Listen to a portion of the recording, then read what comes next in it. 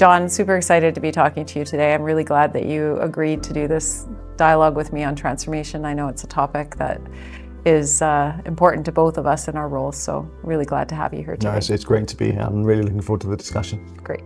I think some of the things that I've seen you have been doing at CPPIB are really fascinating, so that's sort of the conversation that I wanted to have today. Let's just start with, what is the topic of transformation? Yeah, I'd say two things. I think everything we do starts with, does it make us a better investor? I mean, that's ultimately what we're there to do, to serve our beneficiaries and contributors. So if it doesn't sort of tie back to, does it make us a better investor?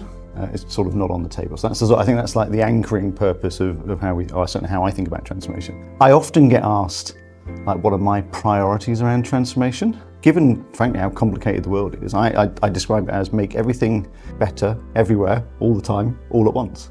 Because I think in today's world, you can't just be singularly focused on, one area of the organisation or another area of the organisation to be like really responsive, viable, frankly, be fit for the future and manage today. I think you have to make progress on all fronts simultaneously. Yeah. So I'm the opposite of prioritisation. I'm trying to make as much concrete, important changes as we can to make us a better investor. Very outcomes focused, about the purpose of why you exist and making sure that everything links to it, which is something I find organizations struggle with, right? It's like a lot of change going on, but is somebody creating that golden thread back to the strategy or the purpose of why you exist as an organization? So I think those are things that everybody should be aspiring for.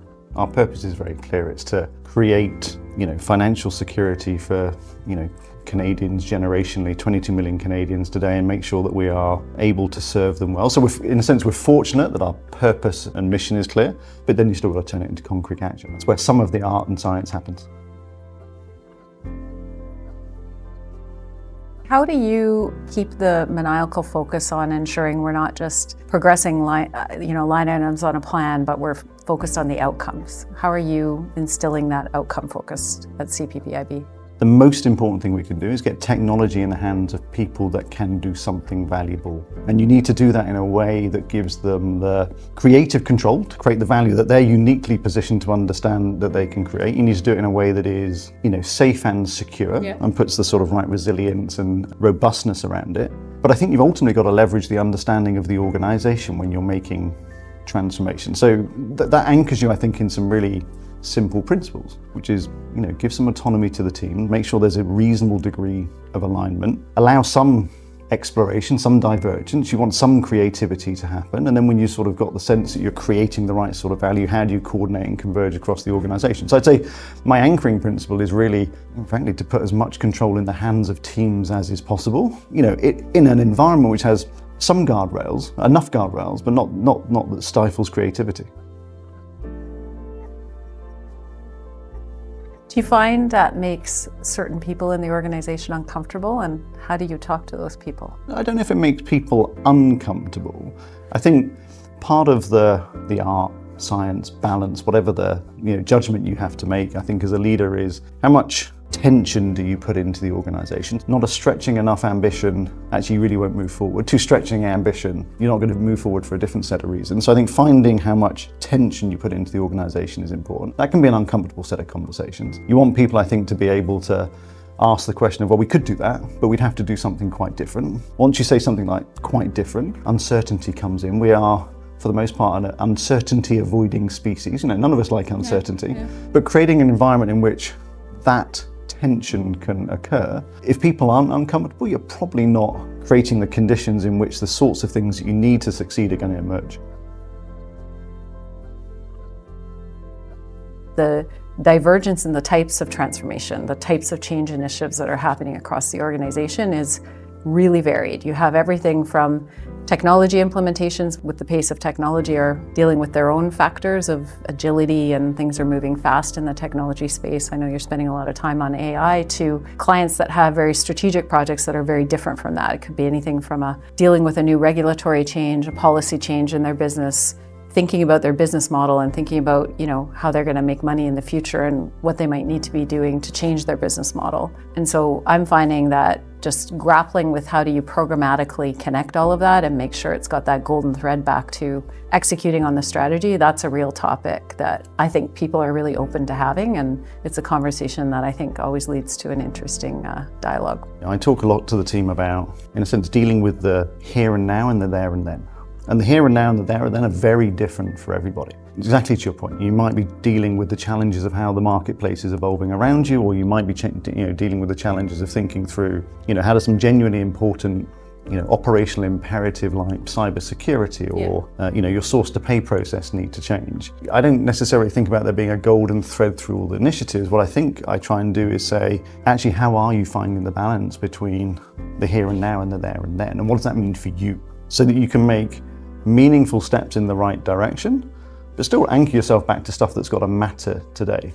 Maybe half a dozen years ago, I would have been big picture, big vision, we must paint a picture and sort of work backwards. I'm probably more today about you need to have a North Star. You need to set yourself a stretch objective which is challenging enough that causes you to have to think differently. The only way to move to the future is to start where you are today and make concrete steps towards it. And I find that as a way of creating at least a thread through the narrative. I think everybody has to find a balance between selectively forgetting the past, managing the present, and then creating the future. And if that doesn't feel complicated and hard, you're probably too much in one of those boxes. I don't have a way of weaving a roadmap together when things are so disparate, but I think there is a way of weaving together the sort of thinking and approach that makes it more consistent, so you can have a more rich dialogue amongst one another about, are you finding that balance right? So the reason why it's so hard for people to forget the past is because it's what's made them successful. There's always something in what you've been doing that you want to preserve and take forward. I think one of the things about transformation in general is, maybe sometimes I don't even like the word. Sometimes I think if people ask you, are you moving quickly enough? I think sometimes it's almost like a vanity question for them to feel better about, their perspective on the world. I think what's really important is, are you building real compounding edge and capabilities that help you just get, better and better and better and better over time? And I think that's one way of, framing transformation in terms of something which just, every year you are just more and more excellent, and you've built a foundation which is both continuously evolvable, but frankly, epically good. And you set that as an infinite goal. Yeah. So that you never get there. Yeah. So that you are constantly pushing yourself to be better. What are your views on how we as organizations can create value with technology, become more outcomes focused? What are some of the things that you have done around this space of ensuring that technology actually delivers value to the organization? I'd start with two things. I think first, back to having the anchoring goal. It's so simple, you keep coming back to, will it make us a better investor? Because being a better investor is going to allow us to fulfill our obligations to contributors and beneficiaries. The second thing, AI is a really fascinating topic as an example, and you see many debates about, is it truly intelligent, is it really reasoning, etc. I think the basic question with technology is always, is it useful? That's the fundamental anchoring test. Is it useful? Will it allow you to do something today or tomorrow that you couldn't do today in a better way? That's for me a real guide in terms of how I think about technology, because then you've got to say, well, how do I get technology into the hands of people that can do something valuable and useful with it? So for me, that's the real anchor. I've talked a number of times, we're a product-oriented model. And the piece I like about the product-oriented model is, A, it's very simple.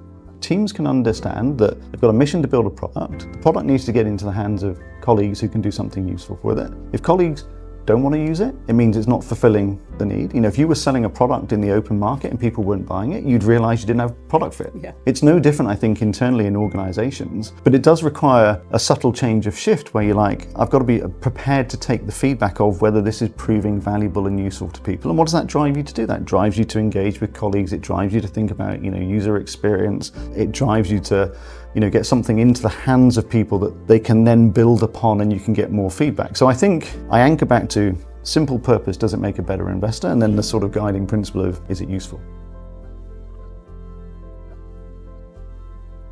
How do you make the conversation for the business real with technology so that we're not bombarding them with a lot of technical speak? How are you navigating that? Anytime you get multiple disciplines together, right? I mean, I think, the world is more complicated. To solve puzzles today, you need investment expertise, technology expertise, legal, compliance, all flavors of expertise need to come together. And getting people who talk different languages to work together is just genuinely difficult because they legitimately talk different languages. So if it doesn't feel like it's difficult, you need legal expertise or compliance. These are all flavors of dialogue that you need to have.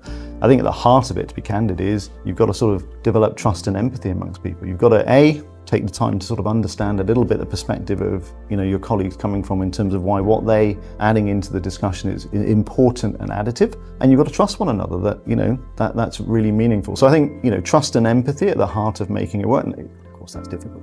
It is very difficult, and it is difficult to learn the languages of each other. I can think of this one example where, somebody was going on and on about architecture and the other individual was going on and on about operating model. And after listening to them for 30 minutes go back and forth, I was able to help them see you're actually talking about common things. You're just using your own language, right? So getting everyone to stand in each other's shoes and actually listen and learn and seek and ask questions. What is it that you're actually trying to say? And then have them surface it on the table. It's really interesting when you see them actually have that light bulb moment and actually realize that they're saying similar things. They're just using it from their own lens or their own background. But when you can get that, that's a real tipping point, I think. If this wasn't hard and difficult, everyone would have cracked, cross-functional teaming, and we wouldn't be discussing, why that's like a key part trying to make this stuff happen. Things I think are helpful, particularly in cross-functional teams, don't say yes but, say yes and. I mean, that's like a very practical thing I think teams can do. Often if you are embedded in your own expertise, you've heard somebody say something about technology and you're thinking from a compliance perspective, it might be tempting to go, yes, but what you don't understand is the following. But I think you can just turn the language around and say, actually, yes, and here's something we need to think about in terms of compliance on top of it. So I think even simple things in terms of coaching people a little bit more into the just say yes and, not yes but, actually can help change the nature of a dialogue. Another one, just ask questions. Yeah. What did you mean by that? When you asked that question, what were you thinking, right? Say more. I'd like to learn more. It's a simple thing, but we're not, as humans, sometimes we feel the need to show our expertise a lot and credentialize ourselves so people know, I actually know what I'm talking about. The simple art of asking questions is, I think, something we could practice more. I agree. I heard this wonderful podcast by a guy called Gary Klein. He's a decision scientist, and he said something I thought was profound. He said, every insight is disorienting. So every time you hear something that your brain wasn't expecting to hear, you have this sort of disorienting moment. That's a lot of what you see in cross-functional teaming. Somebody says something, you go, oh my goodness me, I haven't thought about that. And you get disoriented. And one of the reactions to disoriented is to be closed. Yeah. The other is to be actually say more, tell me more, help me understand. I know you love to read, I love to read. What are you reading these days? So I've just finished Why Information Grows. By a chap called Cesar Hidalgo. I think he was at MIT, and that's about how you can look at the way networks or products, ultimately economies, grow from the context of sort of diversity, information, and it's a very different way of sort of looking at the economy and how it grows and where things might move to and how countries might be able to move. And I find that fascinating because I think the alternative ways at looking at problems that we've thought about for a long period of time, I'm no economist, and there's obviously lots of books about economics, but I find people that bring new techniques to look at a problem in a new way, so you can generate some genuinely complementary insight. That's the sort of thing I love to just read, and maybe it's not mainstream, but it adds something into your sort of thought process. Michelle, what are you reading? I always find what I'm reading to be very practical, given where I'm at, new role, new challenges, network level. I've diverged back to a book I actually read a long time ago, which is Change Your Questions, Change Your Life, because I just found that I needed to get myself back in that inquisitive mindset. One of the things that the book talks about is this concept of queue storming, which is get two individuals that are thinking of a path forward in a room and rapidly list out every possible question you could possibly think that you need to be thinking about. And it just gives you a new frame of context as you're going into a new stakeholder interaction of how you might approach getting inside of what they're really thinking and feeling so that you can more effectively, navigate and maneuver. And I've found it very effective for not only with my colleagues, but with clients where I'm just wondering why they're taking a stance on a certain thing. The art of asking a few questions to pull that out of them. And, people want to be listened to, so we forget sometimes how powerful asking a question can be.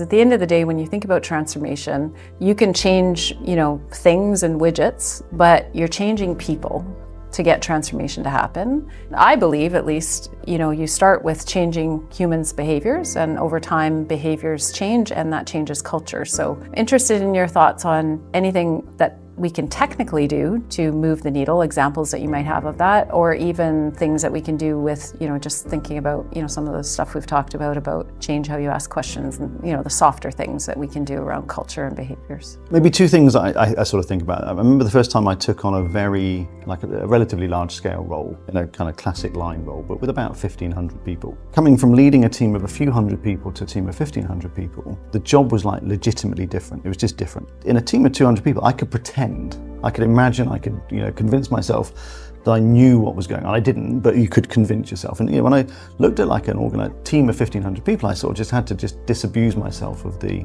illusion that I could know what was going on. And then you're like, well, what do I do? How do I contribute? And I went down quite a long trail of I don't know quite how to do the job because I can't. So I came quite quickly to the view that the only thing I could do was help shape the context so people could work in the best way that they could. So that's a real sort of underpinning of my philosophy. Now, I'd argue there's plenty of research that backs this up, but the way I think about it is context drives behavior, drives performance. And I use examples from my kids. James, 15, Jessica, 17. Of course, I want them to continue to spend time together. And I set up a context on a Sunday and Monday. They'd watch something together, pick something, watch something together. All the way through, getting up to the point where they found something, it's disagreement.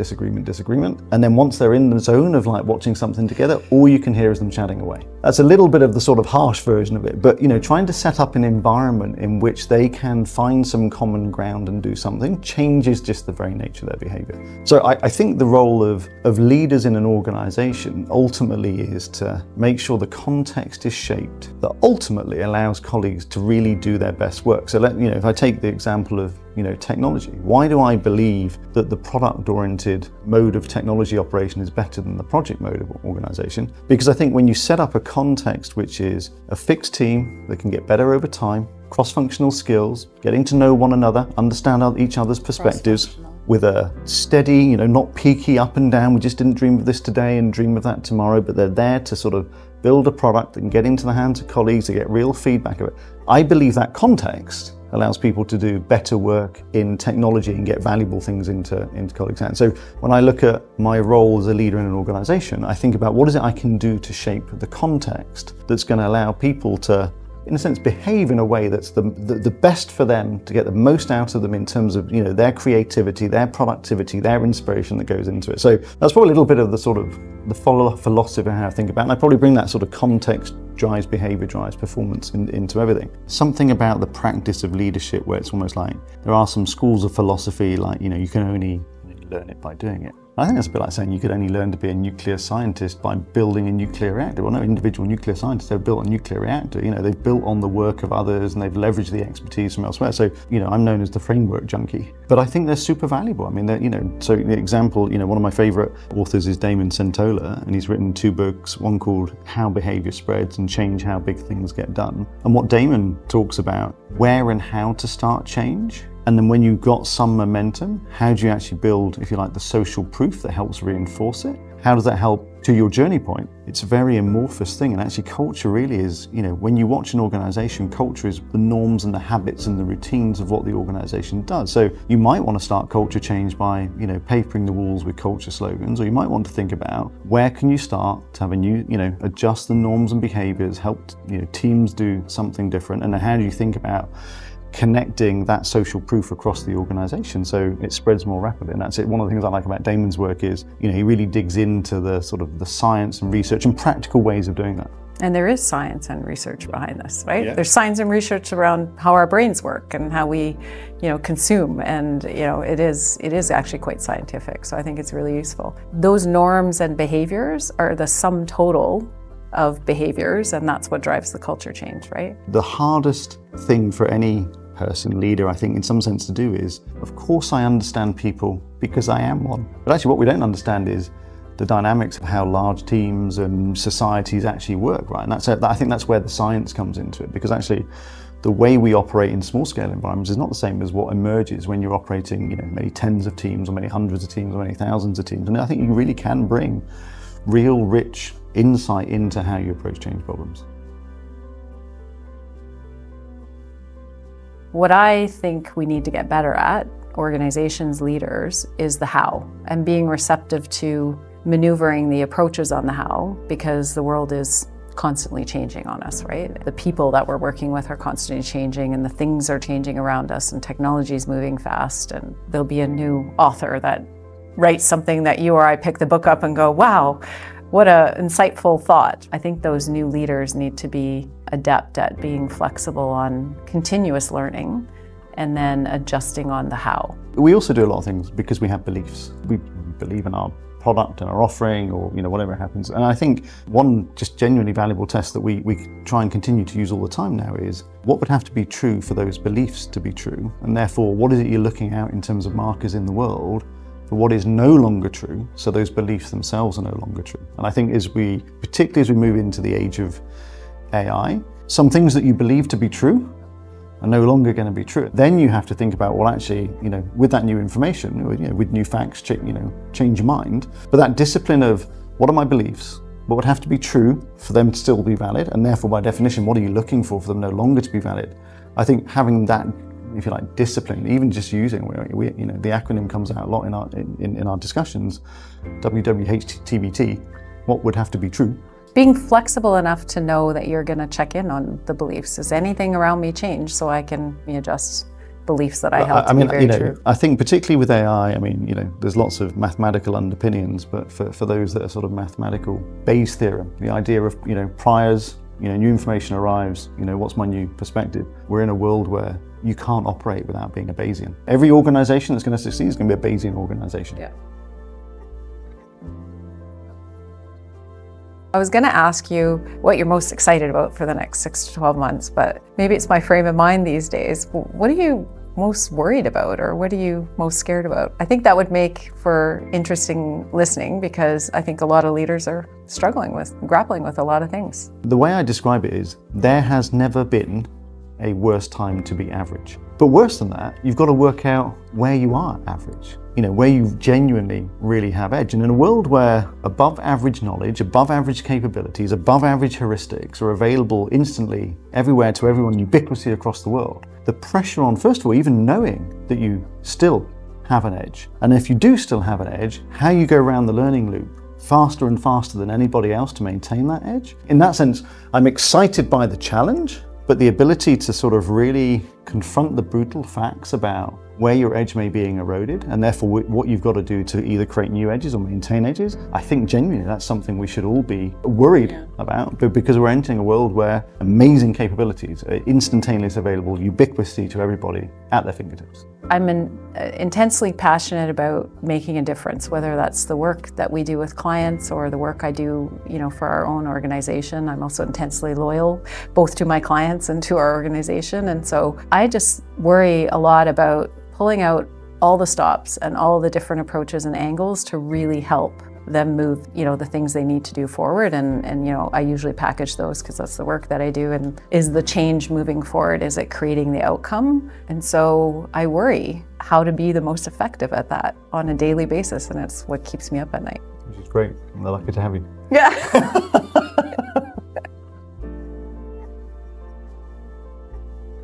What continues to surprise me is just the diversity of perspectives on even topics like AI and where it's going to go and where it's going to take us. You've got, the two bookends and everything in between.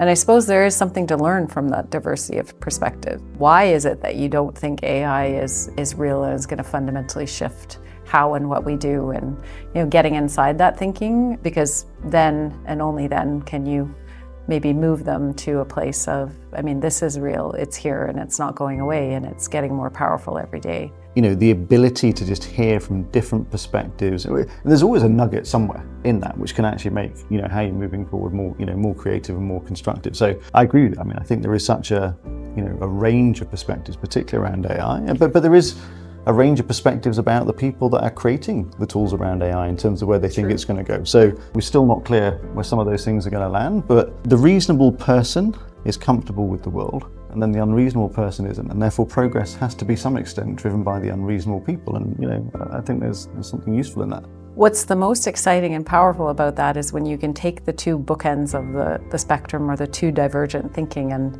techniques and conversation, bring them together, and everybody lands on that same place. That's I think when we're going to see a real progress.